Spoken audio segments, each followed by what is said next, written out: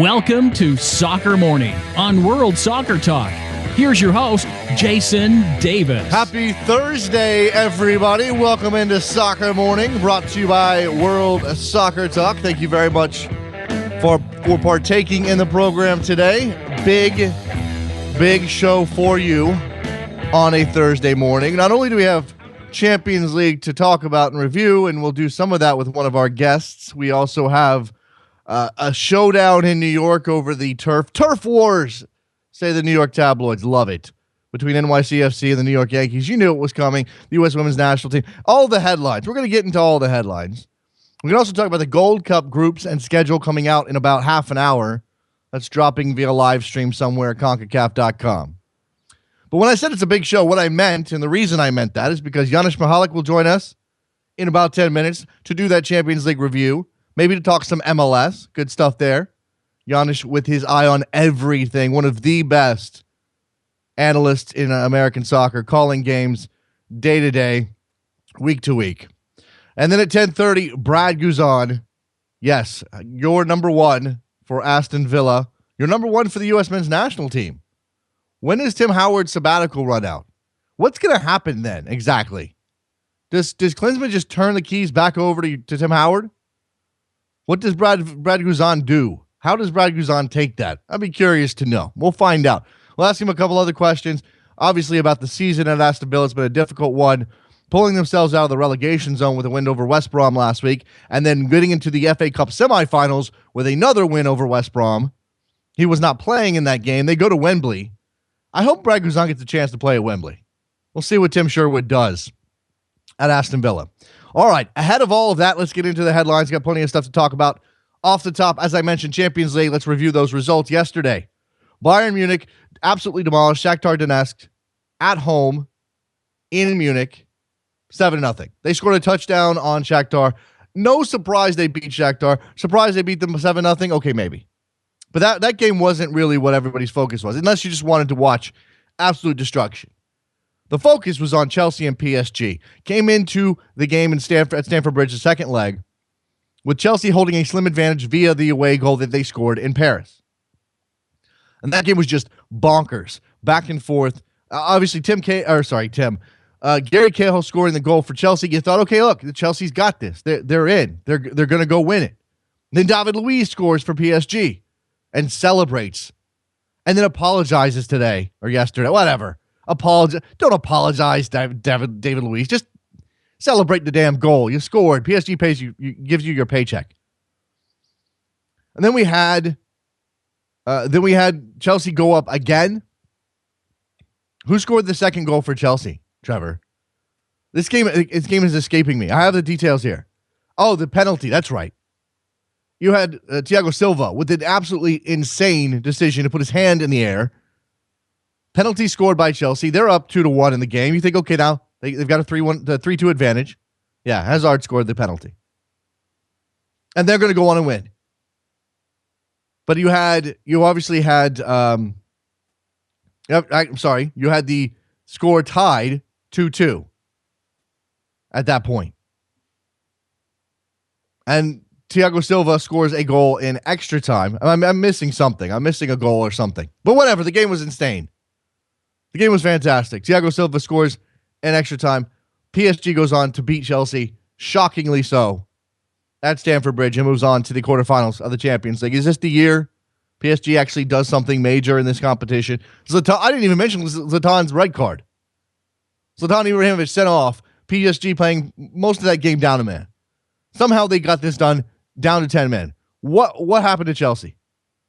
I also discovered yesterday that people really don't like Diego Costa. That's not really a surprise, but just the level of vitriol in my timeline.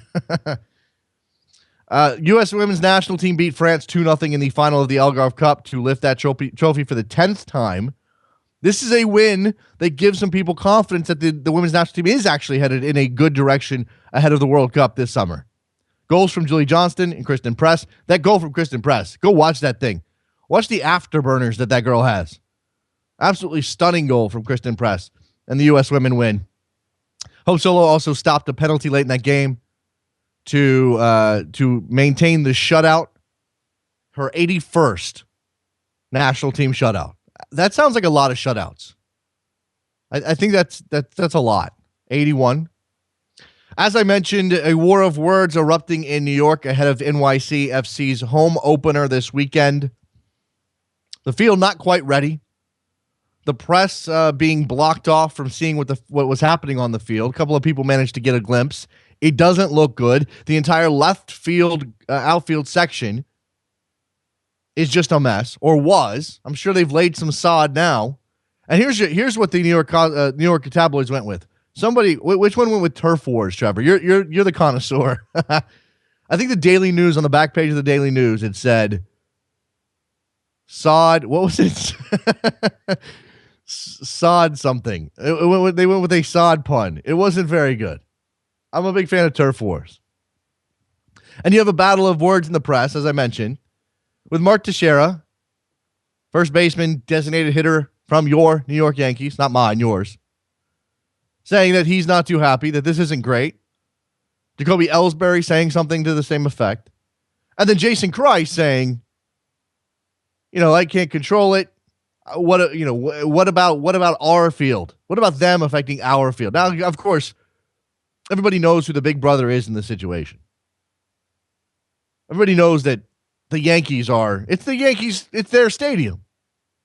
Is it okay for the players to be spouting off about having concerns over the field conditions because they're putting a soccer team in that building?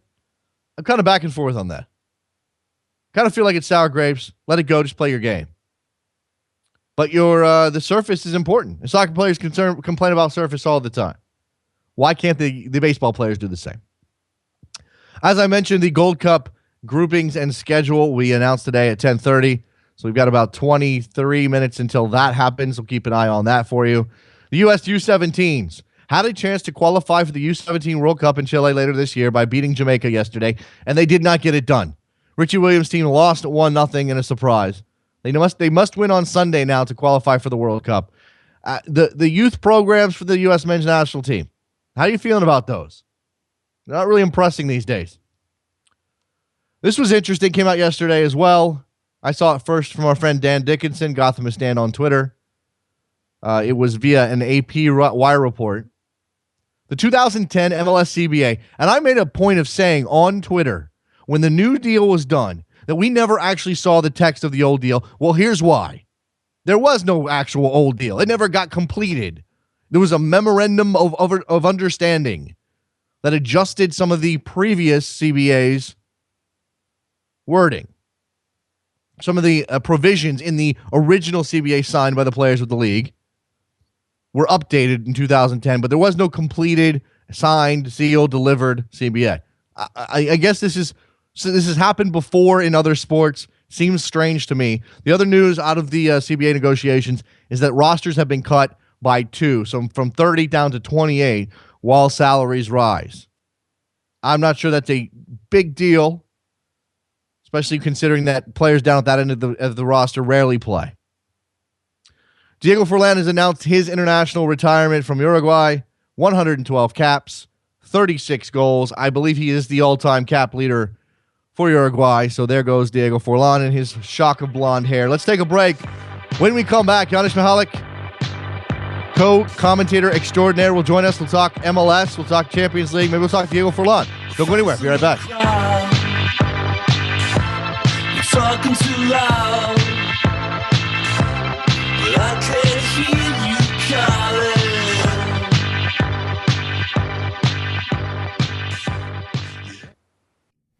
Hey there, it's Jason Davis, and if you're like me and love playing fantasy soccer games, I want to let you know about a fantastic new game called Draft11.com. This is not your usual fantasy soccer game. Draft11.com is different for 2 major reasons. First, it's a daily fantasy soccer game. And second, it gives you an opportunity to win cash. So instead of playing an entire season and competing against, say, the 3 million people who play Fantasy Premier League and winning nada, you can play Draft11.com over 1 match day against up to 10 people. And if your team wins, you win. Cash, not points. So go ahead and support our new sponsor that's helping bring Soccer Morning to you every single day. Head over to Draft11.com, sign up for a free account, and take a shot at trying to win some cold, hard cash. Thanks.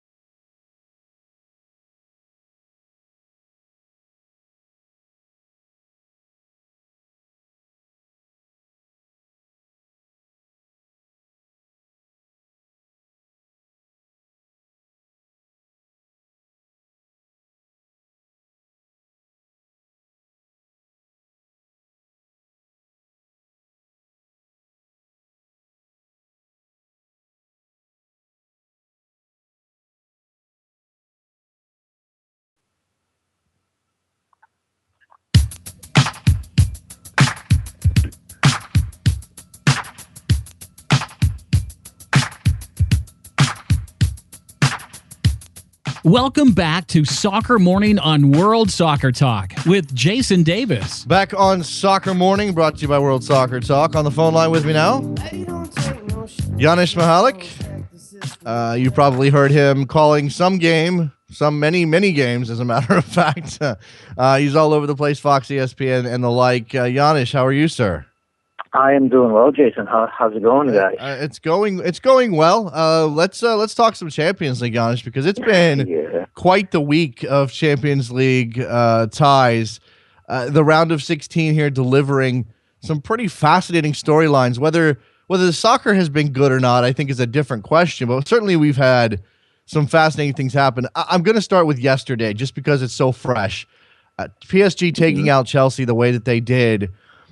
This is stunning for a couple of reasons. Number one, it's Jose Mourinho. He's at home. He's at Stamford Bridge. He has a slim advantage in terms of the away goal after the Paris leg. And it's PSG, who has yet to show that they have the mental fortitude to cross these hurdles. Were you surprised by the way things played out yesterday?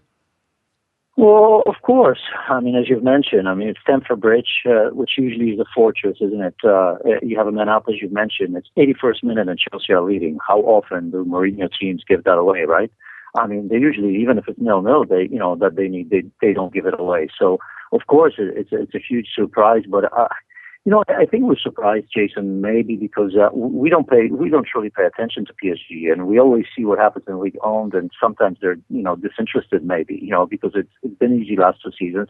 It hasn't been now right now because I think there may be a little bit of an attitude that sometimes we may just show up and that's going to be enough, which of course is never the case, right?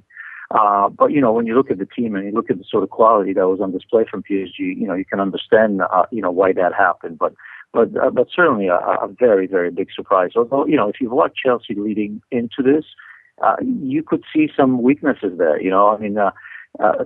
Look, Jason, people, are talking about did Mourinho get it right, the starting 11, all that. I'm not sure I buy into it, to be quite honest with you, because I don't think that he was very negative yesterday. Matter of fact, if you remember the beginning of the second half, I thought he was going for it.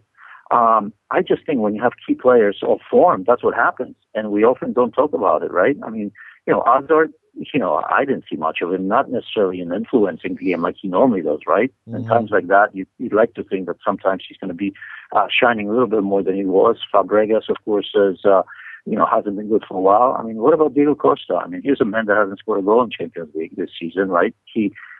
Last time he scored in the Premier League, it was, I think, January 17th against Swansea twice. Think about that. I mean, you look at the goals and you see 17 in Premier League. Well, it was a great start to the season. But as of late, yes, he's been suspended and all that, so you lose a little bit of rhythm. But I don't think we can be shocked. How about Matic, right? I think we all agree that, he's one of the best top three defensive midfielders in the world, right?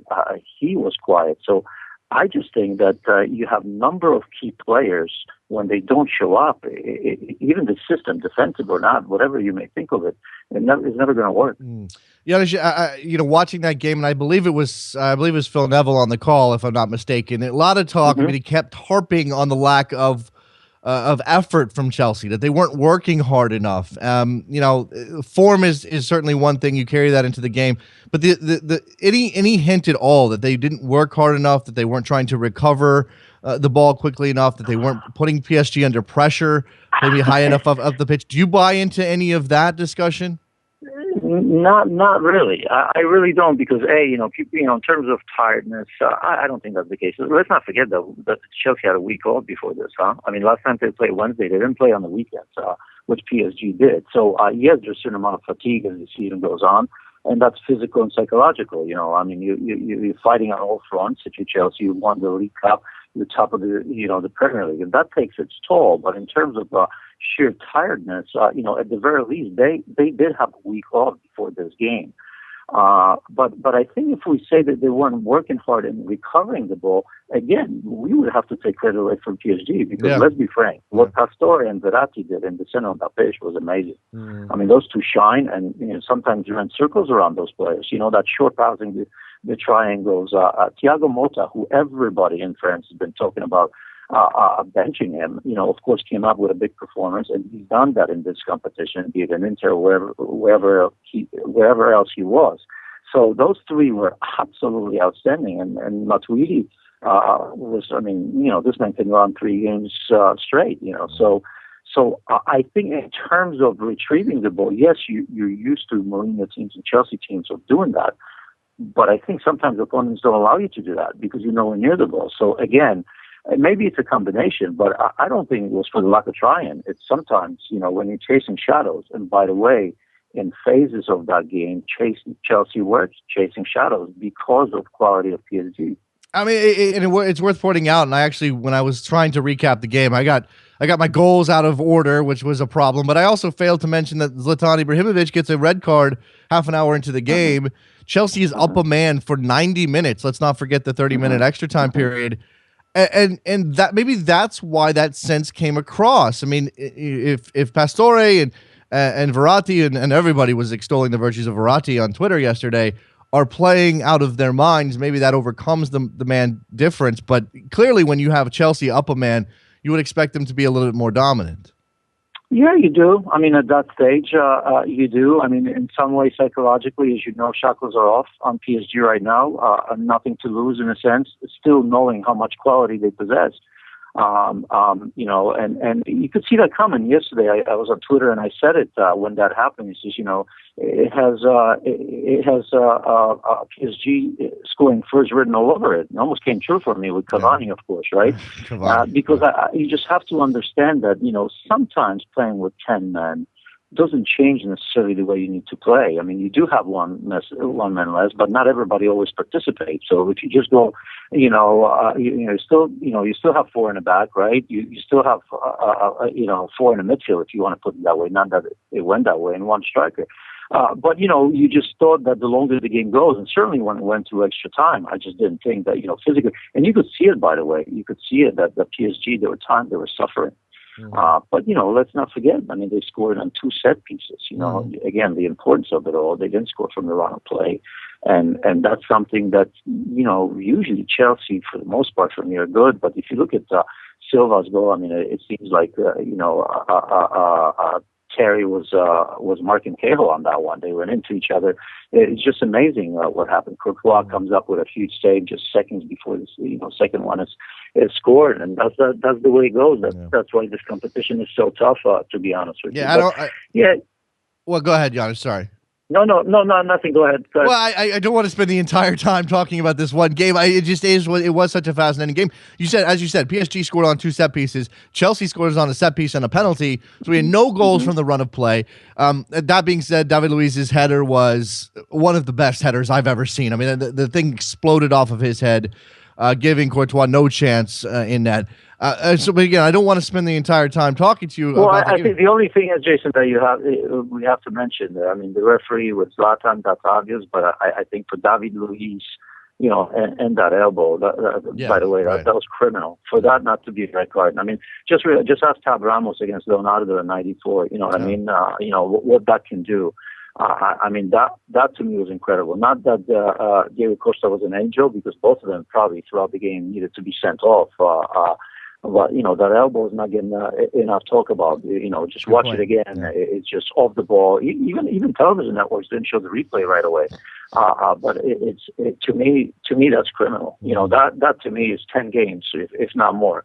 If you really, really want to look at it, sometimes, you see red cards for almost nothing in terms of contact like this, but I still, till this moment, can't believe that one part. And again, Diego Costa, of course, probably throughout the game with some of the tackles that he's put in and, needed to be off.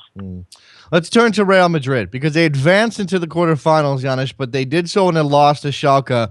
That game, while you can imagine maybe PSG giving Chelsea a run, Chelsea's the favorite, but you could certainly, get yourself to the conclusion that maybe PSG could get the job done. Nobody gave Schalke a chance, and yet here they were, pushing the defending cup holders, the defending Champions League champions, to the end. I mean, if not for Ronaldo and his goals to sort of stem the tide, we could be looking at Schalke having advanced at the expense of Real Madrid today. And it just brings up again the questions of whether or not there's a crisis there. And certainly the embarrassment that the players felt walking off the pitch yesterday was palpable. Yeah, I mean, look, I mean, you're going to go through the season with that. Again, as a former player, I mean, look, it's easy for us to do that. Again, we have to remember the 22-game winning streak in all competitions, which is incredible, right? Injuries and suspensions play a part. Look at Toni Kroos, hasn't been good for ages right now. Just kind of, it's difficult to imagine that when you have the likes of Ronaldo, Benzema, and Bale, all three could be a form for the most part, really, not just in this particular game, but in the last few games. That's something that you got to be thinking about because, you can have one or two, but somebody's got to carry the load, of course, right? So, for Schalke, we've seen this happen. I just always think that, Schalke is something, if you watch Bundesliga, and I cover that in the past, even in Bundesliga, against big teams, Schalke shows up, and then, of course, you watch, they probably lose against Hertha this weekend because they often do that against smaller teams. Mm-hmm. Young players, when they go to a place like this, this is something special, right? Without pressure. Look what happened in this matchup last season. Was it like 9-2 on aggregate or something like that? You lose at home 2-0. You really, really have nothing to fear and nothing to worry about when you go to a game like this, do you? So sometimes that goes your way, and especially when it happens early, because you get that lead, right? You grow, you no expectations. So although I'm not making excuses for Real Madrid, I've been in plenty of those games. I think people need to understand that, players don't operate 100% at 100% all of the time. They just don't. Mm-hmm. And that's, you can throw, they earn enough money, they're millionaires, this, that, or the other, but there's no difference. Different you and I, when we're not playing. Sometimes you have a good day, sometimes you have a bad day. The trouble is right now they have a number of bad days, and at a club like Real Madrid, expectations are so high, so that's going to get blown over. But credit to Schalke. They weren't fearful, but at the end of the day, Real Madrid are to the next round. And what's fascinating, Janusz, is that we could wait. We could look up a month from now when Real Madrid is playing in the quarterfinals, whoever they end up being drawn with, mm-hmm. and they'll be on a different run, and they'll be a different team, and we won't even be talking about crisis or whether or not they're. I mean, again, La Liga is a different question because Barcelona can impact that, but we could see Real Madrid right back on top in the Champions League in terms of odds-on favorites again come a month from now. No doubt. I mean, we'll see if this is indicative because this is tough part of the season right now. Let's not forget that next weekend, right? It's the Clásico against Barcelona. So, they got to fix it. And they got to fix it quickly because that could go sideways for them. It's not backwards, really, in terms of psychology overall. Just to take a quick look here while I have a couple more minutes with you, Janusz, at some of these the other results from the Champions League this week. Porto getting past FC Basel. I mean, both of those teams are, in terms of if I'm going to make a basketball analogy, we'll call them mid-majors. They're good teams in leagues that are of lesser quality and perceived lesser quality than the big leagues of Europe. Porto was obviously the better side. They've got talented players. Hector Herrera had a fantastic goal. Mm-hmm. Are they actually a threat to make it to the semifinals, depending on who they get drawn against? Sure. What would make me say that they're not? I mean, they've won the Champions League. They continue to show that they are arguably the best business club in Europe. The players that they buy and the amount of money they sell them for. You have a number of stars everywhere that came out of there. They've done this. They've done this against, without Jackson Martinez, of course. Mm-hmm. You look at Casemiro, who's wonderful. Hector Herrera, who we all know from our region, arguably one of the best midfield. I mean, he's incredible. Doesn't get enough ink in my book at all. No matter where we are, we pay attention to it a little bit because, of course, Mexico and U.S. angle. But a wonderful player. Danilo looks like a big loss. Danilo, by the way, may be playing at who knows, Real Madrid, Barcelona, anywhere he wants to play. Sure. This is how good he is. Alexandro, another Brazilian on the left side, is a great player. What do you stop? Teo, of course, Barcelona player. Just plenty of players. So. It's not even as easy to say, depends who they draw, but this is certainly a team that you can't overlook because of history, because of who they are. And maybe they're not always tested in their domestic league, but still, have to deal with the likes of, Braga, Sporting Lisbon, and Benfica. It's not like, PSG are always tested in Ligue 1. I really don't see why one would look past Porto here. And the last little thing here, I didn't mention that game because it was such a laugher, but 7-0 for Bayern Munich over Shakhtar Donetsk. Just another pleat in Bayern Munich's cape so far this season, and I'd imagine that this will certainly set them up for most people to imagine they'll be a finalist this year. Maybe or maybe not. I'm not so sure. I'm not so sure. I'm not so sure because this game was over in the third minute.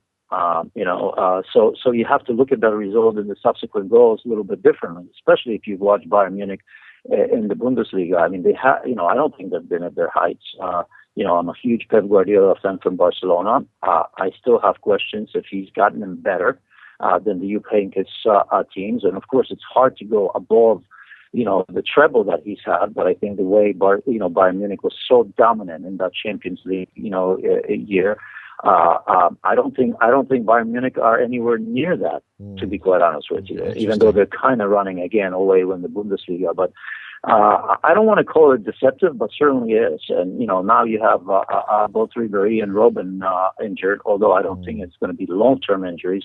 But still, you have two players that are key. That Ribéry is just coming back from a long-term injury. There's some question marks about him. Robben probably out for a week or two. Philip Lahm is going to come back. Obviously, they've had to deal with injuries, but the constant changing of systems at Bayern Munich, I don't think it's a good thing. And I don't necessarily, Pep Guardiola was brought in there to give him maybe a different look, but I still like the Bayern Munich of old. Nowhere near the dominance of that Bayern Munich team. So, believe me, I respect them greatly, and you're right that they may be in the final and all, but in terms of this result, I'm looking at the first 5 minutes, all the other goals, kicking a man down, really. That's what it was. Janusz Michallik, Janusz ESPN is his Twitter handle. He commentates on games for Fox Sports and ESPN. Thank you very much for your time, Janusz. It's always good to have you on talking Champions League. We didn't get to MLS, but maybe we can do that the next time we bring you around. Oh, I'd love to do that. Great start to the season. I'm already looking forward to this weekend. There you go. Let's take a break. When we come back, we're going to grab Brad Guzan, goalkeeper, Aston Villa, U.S. men's national team. Should be a good chat with him. It's Soccer Morning, brought to you by World Soccer Talk. Don't go anywhere. I'll be right back.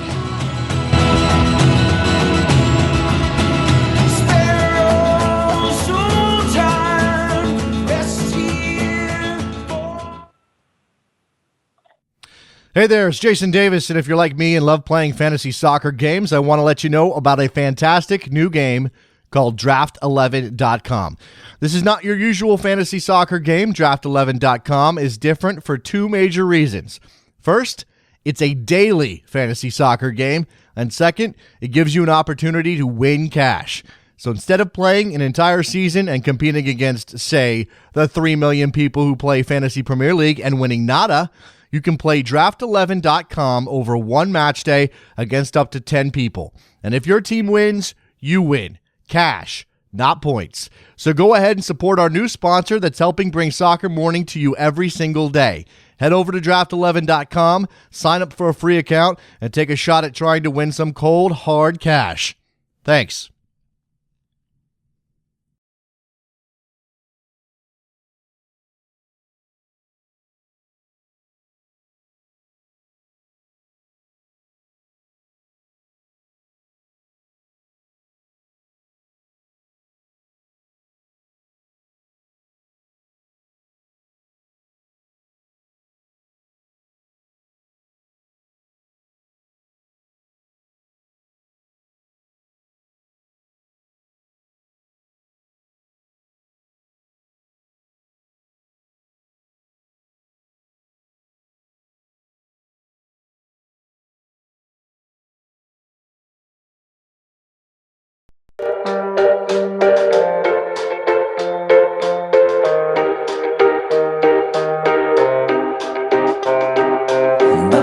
Welcome back to Soccer Morning on World Soccer Talk with Jason Davis. Here we go on the phone line with me now from across the Atlantic Ocean, Brad Guzan, number one goalkeeper at Aston Villa, number one goalkeeper for the U.S. men's national team. Brad, how are you?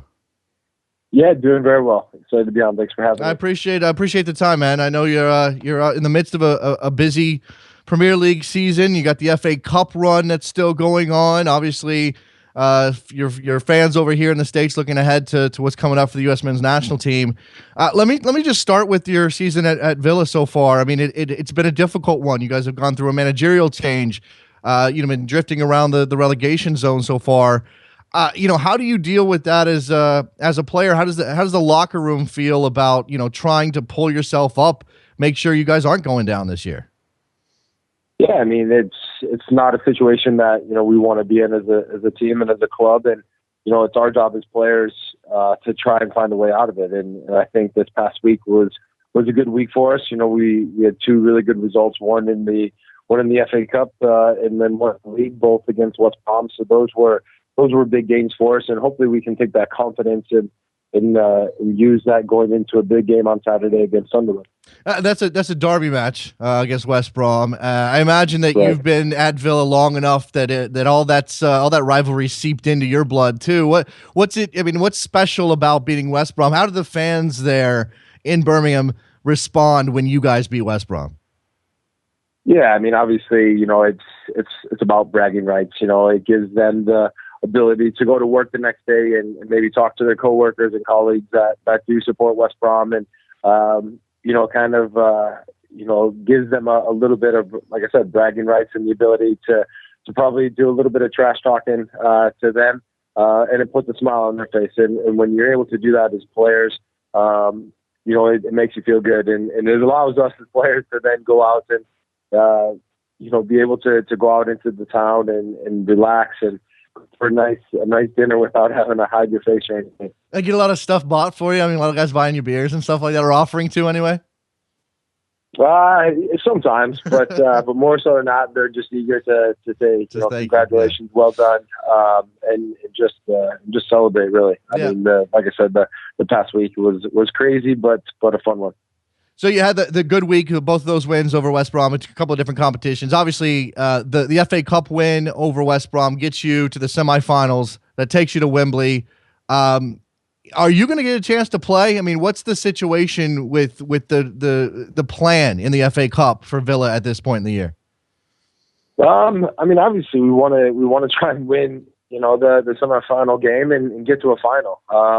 It's not, too often that players and teams get to not only play Wembley, but have the chance to get to a cup final, and having it be the FA Cup. It's obviously a huge competition in English football that we want to be a part of, and we want to put ourselves in a position that gives us a chance to win the cup. And going forward, in terms of will I play or whatnot, I don't know. I mean, that's up to the manager. We have obviously a lot of league games before then. And those are going to obviously take, priority before we get to the semifinal. But, once we're there, it's going to be completely focused and attention to detail to make sure that we give ourselves every opportunity to go and play in a final. Yeah, as you said, the league games are obviously going to be very, very important. Now, as I mentioned, the club's gone through a managerial change. Paul Lambert let go, and Tim Sherwood comes in. What are the differences between these two guys, and what does Tim Sherwood bring to the team that may help you guys, stay out of the relegation zone, stay up this year, and maybe go lift a cup? Well, I think, first and foremost, when you do have a managerial change, everyone starts from scratch. Players that maybe weren't seeing a lot of playing time under the previous manager now all of a sudden get a fresh face to try and impress and hopefully get themselves back into the team and be able to start, get themselves, playing games again. And that's what we all want as players, is to be able to play games. And so, when the new manager comes in, there tends to be a bit of a lift just amongst the team and the squad, just from his presence. And then on top of that, he's come in and he's allowed players to go in and play with freedom. And certain players kind of react differently to different situations. And I think now, after one game and then two games of winning back-to-back games, that gives confidence to attacking players. It's no secret that we struggle to score goals this year. And I think winning those two games in the way that we did, that will give our attacking players a lot of confidence going forward and hopefully that can continue. I mean, every manager is different. Every manager has a different approach. Some guys are, very rah-rah guys. There are lots of speeches, that kind of thing. Some guys are more reserved. Is Sherwood the kind of guy that, when he came in, is he the kind of guy that gives you a sense of what he has planned, either to the group or even individually? Is he talking to you? Is he letting you know what's going on and how well he knows what the situation is there at Villa? Yeah, definitely. I mean, he's it wasn't too long ago that he was playing, so he understands what it's about to be a player in this league and what it takes to survive. And so first and foremost, he knows obviously the situation that we're in, and as we all do, and that's about trying to keep Aston Villa Football Club in the Premier League. And that's obviously priority number one, I think, and we want to do that. And he does that by then giving at the right moments, words of encouragement. He gives he gives a bit of a yelling to in terms of telling guys off if they're not doing their job. He's not afraid to let guys know that it's not good enough. And I think that's important. You need that because it keeps guys on their toes and it keeps guys hopefully performing at their best. And it's only natural for guys on certain days to drop off and have their level of consistency maybe go out the window a little bit. And as a manager and as coaches, they try to get the best out of you, 24/7. And I think he's definitely doing that. One of the things that's happened at Villa over the course of the last year or so is rumors and actually not even rumors. It's been announced that the ownership may be looking to get rid of the club and move on. How does that affect you guys? I mean, are you even aware when Randy Lerner says something about ownership of the club? I mean, if it's directly involving your job, I imagine you're paying attention. But if it's about ownership, is that something you guys are paying attention to? No, not really. We need to do our jobs as players, and that's to try and win soccer games. We need to try and go out and perform to the best of our ability to make sure that we win enough games to stay in the league. And when it comes to the ownership stuff, yes, you have to take notice of it, but you don't look too much into it because it's nothing that we can control as players. Right. So you obviously hear about it, you hear the different statements that are made in the press, but at the same time, like I said, it's not for us to worry about. We've got enough to deal with in terms of trying to win games, and that's what our focus is. Brad, you're a guy who's had to wait your turn at Villa, certainly for the U.S. men's national team, a couple of different times. How is as a goalkeeper? I mean, obviously we know goalkeepers typically have a longer lifespan than maybe the average field player, and can actually reach their peak at a later age.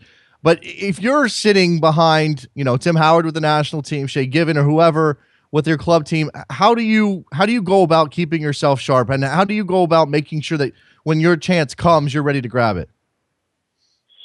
Yeah, I mean, obviously in those situations, you've got to train well. You've got to mentally be strong. I've seen players, a bunch of times, whether goalkeepers or outfield players, where maybe the situation didn't present itself right away in terms of playing, and they tossed the towel in, and it didn't work out, and they went for a change of scenery or whatever. They moved clubs or whatever it may be. So for me, this is something that I've always wanted. I wanted to be successful and play in the best league in the world against the best players week in and week out. And when the opportunity came, I knew that I had waited a long time for it, and it was a situation where you never know when the next chance will come. So you've got to perform week in and week out. And so once you get into the team, you got to prove to the manager that you deserve to be there, and you do that with your performances.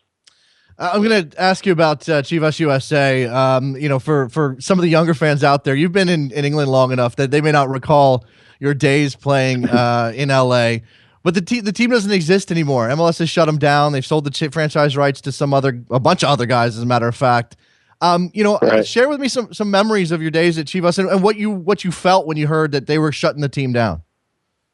Yeah, I mean, obviously that's a club that obviously gave me my professional debut. They allowed me to live out my dream of being a professional soccer player and playing at the next level after college. And so for me, it'll always hold a special place in my heart because it gave me a platform to build from. And When I heard that obviously they were going to be no longer, it was obviously a sad day. I mean, after being over here for the last 7 years or so, and watching their highlights and, knowing some of their players that had still been playing for them just as late as last year, watching how they were doing, it was quite obvious that a change needed to be made.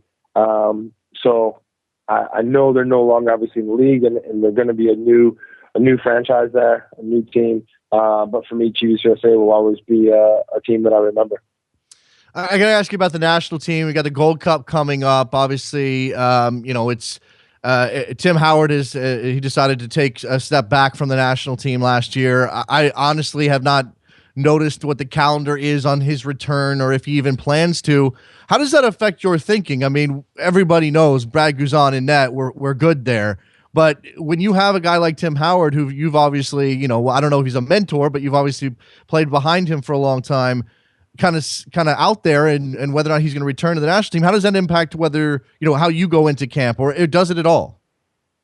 No, it doesn't change anything that I go about doing. It doesn't change my mentality in terms of going and wanting to play for a national team. It doesn't change anything in terms of how I train. And it certainly doesn't change anything in how I play during games. For me, I'm 30 years old. I'm just coming into hopefully the best years of my career, playing in what some people would call the best league in the world, playing at a massive club in terms of Aston Villa. So for me, I feel ready. I feel prepared. And it's all about going out and proving that you belong. And like I said, I've always said that it's an honor to represent your country. And for me, hopefully I'll be lucky enough to be a part of the Gold Cup team. In soccer terms, that's a long ways away. There's a lot of games and a lot of time between now and then. But at the same time, like I said, hopefully I'm a part of it, and hopefully we can have a long run into the tournament and hopefully, win another Gold Cup, which would be great. Last thing I'll ask you, and if you don't want to comment, you absolutely do not have to, but we talked to Alejandro Bedoya on this show yesterday, and he had a lot of things to say about the MLS CBA, Brad. And, you've been gone long enough that I wouldn't imagine it would be something that you're necessarily on top of, but at the same time, you did play in MLS. You obviously are, emotionally invested in how big the league gets and where it goes. Did you have any eyes on what happened with this CBA and the 28-8 free agency and all of those things? Yeah, I mean, I obviously noticed and tried to keep a tab on kind of what was happening. It's hard to do when you're just watching, reading different internet articles and things like that, different websites. So it's not always the best source of getting your information of how the negotiations were going and the talks that they were having. But obviously, first and foremost, you're happy that obviously they came to an agreement. Clearly the players felt that they were able to get some of the things that they wanted. I'm sure the league felt they were able to get some of the things that they wanted. I know free agency was obviously a big talking point. I don't know the ins and outs of exactly how that works. From what I've been told, I don't think it affects too many players. And so it's probably not what the players were looking for. I'm sure they were looking for a little bit more, but hopefully this is a time now where the league can really start to grow and people outside of being players and coaches, they can start to realize that the MLS is going to be successful. It is already successful. It will continue to be successful, and it's going to be a league that I think, maybe not in the next 2 or 3 years, but eventually down the road, I think could have the potential to be a league where a lot of players from around the world want to come to. Are you going to come back? You come back and play in MLS to finish things out, maybe? Absolutely. Yeah, absolutely. Absolutely. I definitely want to come back and finish my career back in the MLS. It's where I started my career. I would love to get back to be able to play in front of friends and family, obviously being a Chicago guy. So at some point I definitely wanted to I want to come back when the time is, I don't know. But yeah, that's definitely in the plan. Yeah, the fire should be on notice. Brad Guzan, number one goalkeeper at Aston Villa, number one goalkeeper for the U.S. men's national team heading into a very busy calendar. Brad, I appreciate the time, man. Best of luck the rest of the season. Best of luck in getting to that FA Cup final. We'd love to see you there. Thanks. Appreciate it. Right. Have a good day, man. Let's take a break. When we come back, we'll open up the phone lines, get your thoughts on everything happening today. Some news out of Minnesota and their expansion hopes. It's Soccer Morning, brought to you by World Soccer Talk. 347-756-6276. Get in now. Be right back.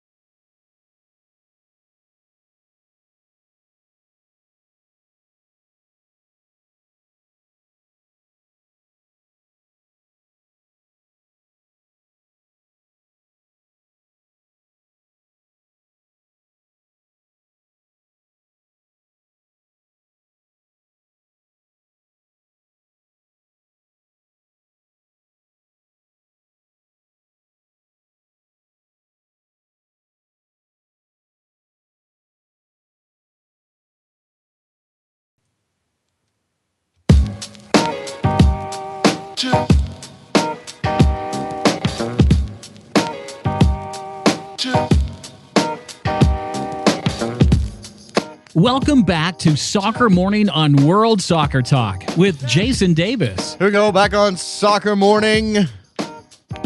Brought to you by World Soccer Talk. Thank you to Brad Guzan for a very, very good interview from over in England, where he's obviously smack dab in the middle of a fight with Aston Villa, both on the Premier League front and the FA Cup front. We could talk about Brad and his season so far. We can talk about NYCFC's showdown with the Yankees over the turf. Turf wars or sod couple. Sod couple was the pun I was looking for earlier. That's the one that's on one of the back pages in New York. It's not bad. It's not bad. And as I teased out of the break there, big news out of out of Minnesota. We'll get to that in a second. 810, you're on the air. Hey, this is Brendan from Irvine. I was actually calling about that expansion bid there. Very excited to see Minnesota United kind of get picked over the NFL bid up in Minnesota. But my question is, I've seen a lot of people reporting, there's one spot left in expansion, and after that big thing they held in Miami, and Don Garber was down there, is that a dead deal? I mean, where people are saying Sacramento might be 24. I mean, it's a dead deal. It's a dead deal as long as David Beckham can't find a place to build a stadium. Until he does, there's nothing happening there. That big press conference was all about David Beckham saying, "Hey, I want to bring a team here," but the league not committing to anything. They made a show of it. Obviously, Don Garber was there, but they haven't made any progress, and I don't know where they stand. And we're not hearing any news. I mean, I know there's the supporters group that's out there advocating for the team to get a stadium. I know that that various city councils and county boards are voting to have so-and-so negotiate with Beckham's group, but nothing significant has come out. Meanwhile, you've got Minnesota United with this news, which we'll review in a second, pretty much ready to go. You've got Sacramento pretty much ready to go. You even got San Antonio, which already has a stadium pretty much ready to go. I don't know why you would sit around and wait for Miami if you've got these other legitimate bids. I completely agree. I think Minnesota, I think Sacramento, and less so, but yeah, definitely San Antonio are just setting a much higher bar, and they're just really killing us. So thanks for taking my call. No problem. There you go. 347-756-6276. Let's get to the actual news. This is from northernpitch.com, which is the brand new website from up in Minnesota. One of the guys behind it, our friend Ryan Korstad, who over the years has done fantastic work covering lower divisions in the United States from up there in Minnesota. Here's your lead. Sources say that MLS has provided written support for United's effort in building a stadium in downtown Minneapolis, while the team has moved aggressively in recent weeks to make that vision a reality. Northern Pitch has also confirmed that team owner Dr. Bill McGuire recently secured an option to purchase a property on Royalston Avenue adjacent to the Minneapolis Farmers Market and near Target Field, which has long been speculated to be the future stadium site. Multiple sources suggest an announcement of an agreement to bring United into MLS could come within the next month. And that obviously fits the timeline laid out by Don Garber in that halftime interview down in Orlando this past weekend. He said it could be 45 to 60 days. Here we are within a couple of days here or there, and a deal could be done and an announcement could be made in Minnesota as early as a month. A representative from Minnesota United declined to comment on this report. And as our friend in Irvine just said, I think it's heartening to see the bid from the established soccer guys, meaning the guy who owns Minnesota United, who's been running that club for a couple of years now, seems to have gotten the bid over the Ziggy Wilf-backed NFL bid. To build a stadium dedicated to a Minnesota soccer club is going to be better, and no offense, Atlanta, but this is true. It's going to be better than sticking an MLS team in a brand new NFL stadium. I don't know, I don't know the details. I don't know which way the public opinion has turned, but I've always gotten the sense that people, obviously United fans, would prefer Minnesota United's bid to be the one that gets that gets called. But you have to imagine here, and maybe money's an issue, but you have to imagine that this would be the more successful of the two because they know soccer. Robert in LA, what's going on? Hey, morning, Jason. Good morning. Hey, I wanted to ask you about the way Yankee Stadium and how the pitch looks. I don't know if you talked about it. I mentioned it off the top. I mentioned the puns that have come out of the New York papers there, the tabloids, sod couple and turf wars. Yeah, it's bad. Yeah, so I just want to know, I think NYCFC has totally they've made mess after mess after mess, and then they always try and spin it. Have they made have they made their own statement saying how this is a good thing?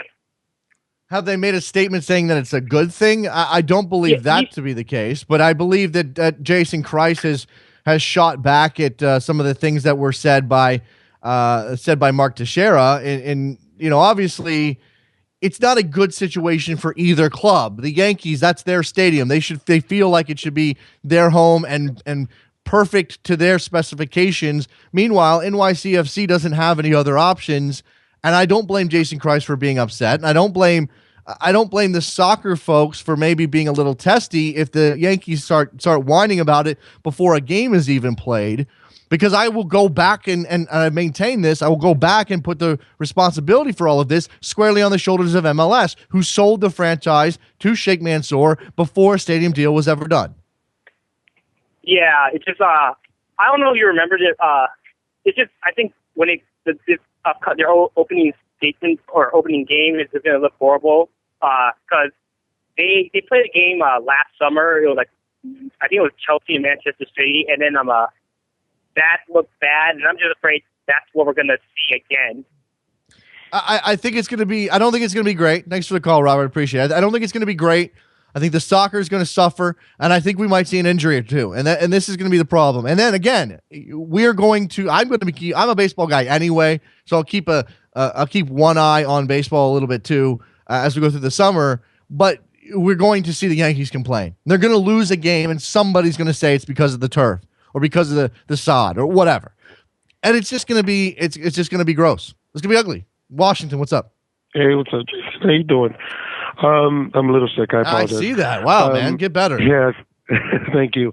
I have my ticket ready for this Sunday, and I saw the piece on the Daily News, and I got to be honest with you, and this is going to sound a little selfish of me, but I don't want the side to be that great. I mean, I don't want anybody to get hurt or anything like that, but the better the field is, the more complacent it'll be to play there. And I love Yankee Stadium, but I want our own stadium. And the better the field is, the worse it is, the more pressure there are on the owners to find the stadium location. You know what? That's just an interesting point, Washington. And look, it actually not benefits, but I mean, it's another push to have the Yankees making a bunch of noise, because why would NYCFC want to sit around playing in this stadium for multiple seasons and have to hear the Yankees bitch and complain every Exactly. spring? So you got a point there. The better the field is, the less complaints there are from the baseball tenant and the main tenant and the owners of the stadium. the more likely there's some complacency there. Look, I think they're trying really hard anyway, Washington, but they are. You would know. know. I've been there before for soccer games. The ground crew does a great job, but there's only so much you can do, especially, and I don't think, once the baseball season gets in the real groove, it's going to be even harder. So, I take my hat off to Yankee Stadium and the grounds crew, but I have to admit, when I saw the piece, in my heart, I thought, well, this is one more piece of fuel for us getting our own stadium. Yeah, I know that sounds a little selfish, but that's how I feel. Well, no, I think it's right for you to be selfish on that front. I mean, again, you're excited, you got your ticket. I know they've sold a lot of tickets. They've opened up the entire stadium. That shows that there's something there, that there's some sort of buzz, that there's a reason to put a team in New York. But I still maintain that MLS botched this by failing to make sure that there was a stadium deal in place. I know they tried really, really hard at Flushing Meadows, and it came to naught. And maybe they thought the Yankees could be the boost to their plans. But you got a new mayor who's not too keen on tax breaks and the like. And while City Football Group has all the money to make this happen, it's about the real estate in New York, which is going to be difficult. Which is at a premium. I mean, we're all jammed in here in the 5 boroughs. So Absolutely. To find a place to make a stadium is, I don't envy their task. No, absolutely not. Washington, I appreciate the phone call, Bye-bye. man. Enjoy the match Sunday. Home opener for NYC FC as they take on the New England Revolution there on the poor turf, the bad sod at Yankee Stadium. Greg, what's up? Jason, long time. How are you? It's been a while. Yeah, how are you? I'm fine. Sorry to pile on here, but a little bit of inside baseball, pun completely intended, about this sod story. Yeah. This guy that took the photo, Jeff Siegel, this is annoying New York City stuff, but he's like a tabloid photographer that's down at the courthouses. He takes pictures of people doing perp walks from police stations. He's always downtown in the courts. I know this just from my work. So I find it fascinating that the Daily News would pull him from his usual beat, so to speak, and put him on a helicopter and take pictures of the stadium. It just seems like they were out to get this team. I don't know. Absolutely. The whole thing is just fascinating. Don't you think it's in the Daily News' best interest in terms of selling papers to their Yankee fan base to do this? Absolutely. They're going to drum up all now. And I said this before we even, and I wasn't obviously unique, original in this. I said I can't wait for the rants about the turf and the surface and how it screwed up the Yankees season or it lost them a game against anybody, but let's say it's the Red Sox or something like that. I can't wait for those things. And I think this is one of those all press is good press in terms of soccer. I just think that it's going to draw more attention to the team, and anybody who's inclined to give them a chance may actually pay attention a little bit more. Baseball fans who are against soccer, to hear them moan, and again, I'm a baseball guy, love baseball. Right. But to hear those anti-soccer baseball fans moan is going to be music to my ears.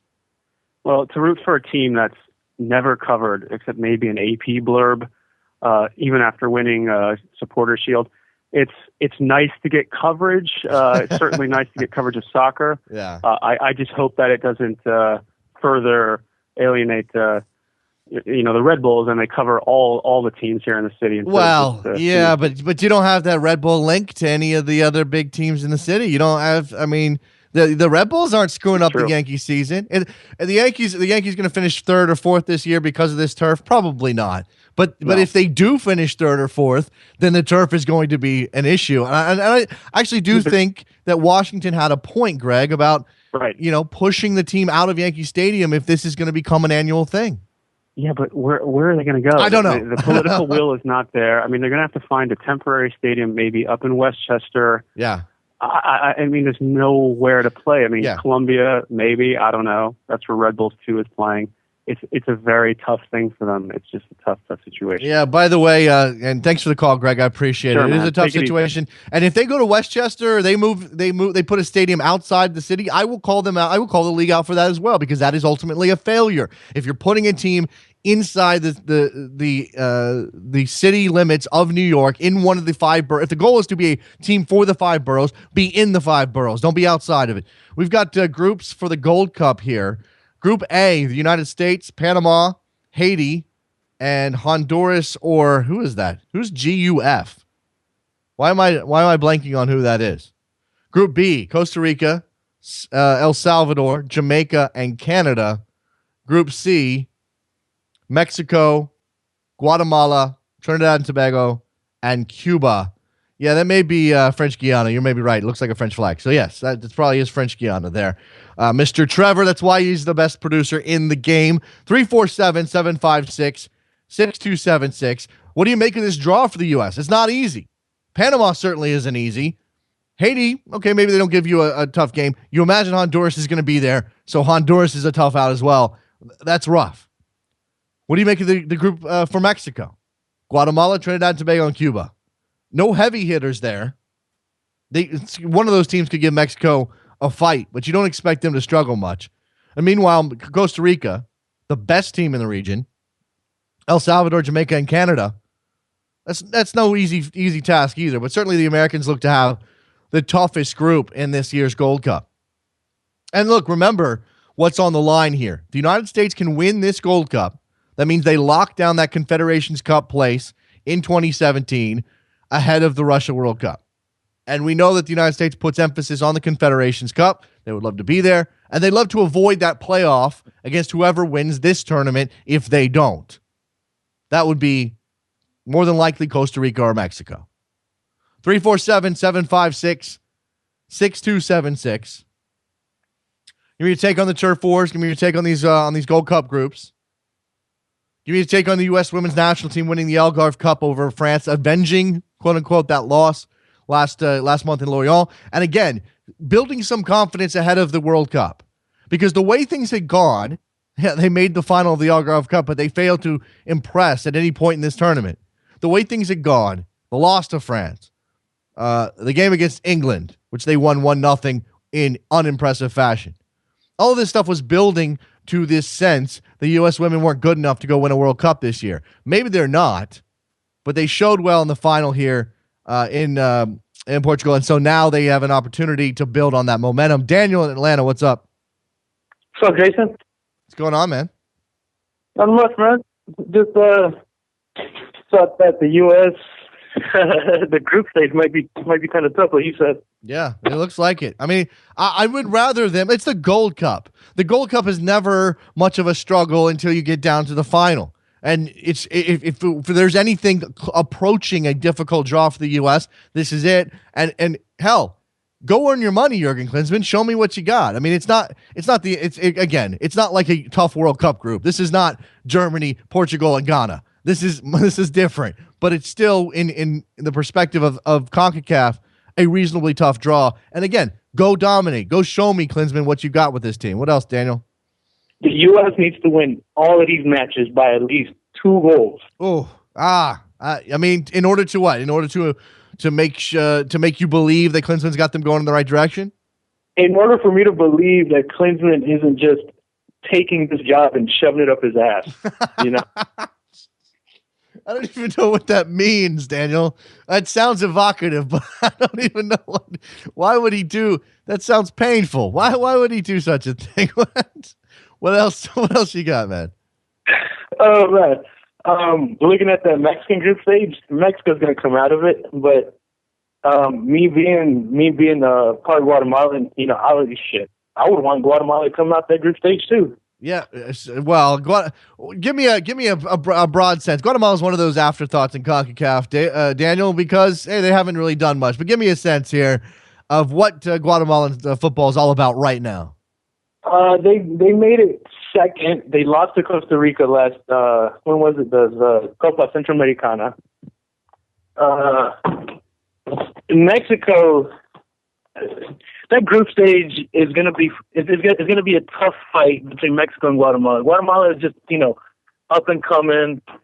They've never qualified for a World Cup. No, they can just make up the group stage, maybe make it to the semis. Okay. I don't know.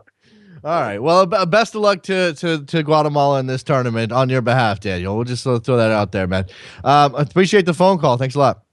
Yeah, thanks, man. There you go. 347-756-6276. You got a couple minutes here to jump in. I got a couple of tweets here. Eddie in Brooklyn, he's just going off. Just go. I don't know if Costa Rica has a chance in this group since our players can't, quote unquote, hold a candle to Mexico's. Who said that, Eddie? Did I say that? I don't think I said that, right? Somebody else said that. 3, 2, 1, you're on the air. Hey, how you doing, Jason? I'm good. Who's this? This is Galen from Brevard County. What's going on in Florida, Galen? It's getting really hot. Not enjoying it, but so what's I just wanted to assess that the U.S., even though they did have a really tough group and they did well in the World Cup, I don't think they're the same team anymore. They've looked really unmotivated in these last couple friendlies. Do you think they can still make it out of the group in the Gold Cup? The United States? Yes. They absolutely should. If they don't, it's a disaster and Klinsmann gets his ass fired. I mean, they have not. Look, while they have not looked impressive. No, I understand. While they have not looked impressive, and the results were bad, and it took a half decent performance to get people to even believe in them again. Those were friendlies. This is the Gold Cup. If he calls up his best team, and this is supposed to be the tournament where you do that, I believe, you call up your best team, the United States should walk that group. They should walk.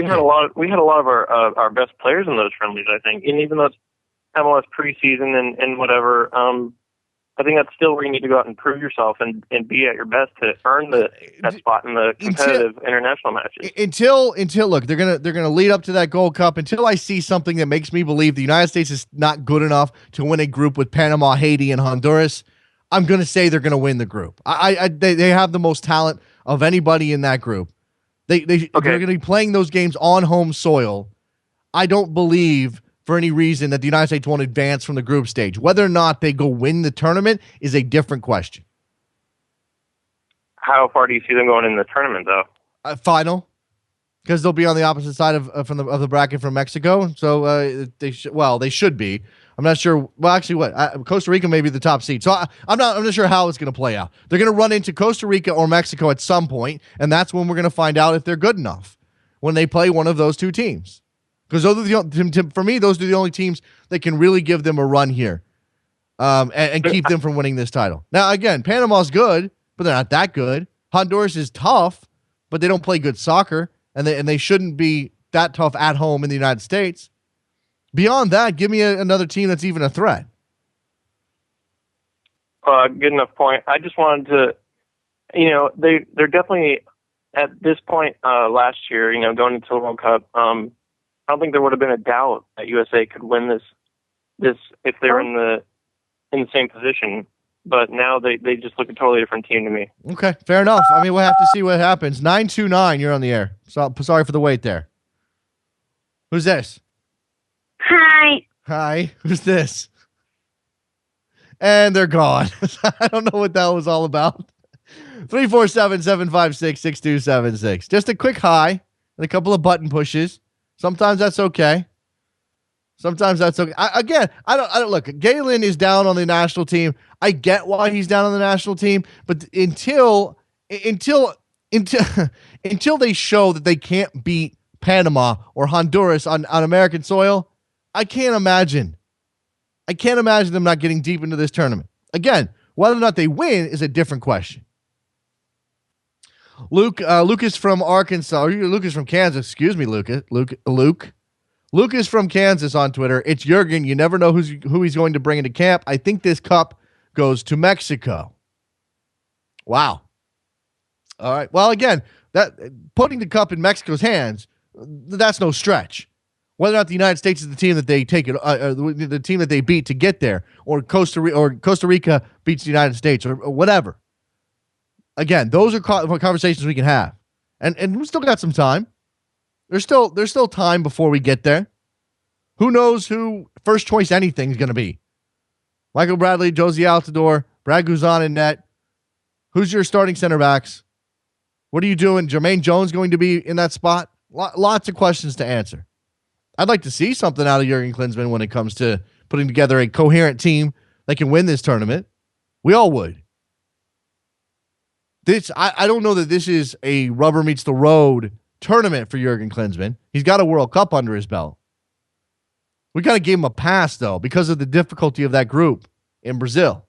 You don't get a pass in the Gold Cup. I don't think that not winning the Gold Cup means he necessarily loses his job. In fact, I don't think he loses his job, period, unless it's an absolute disaster.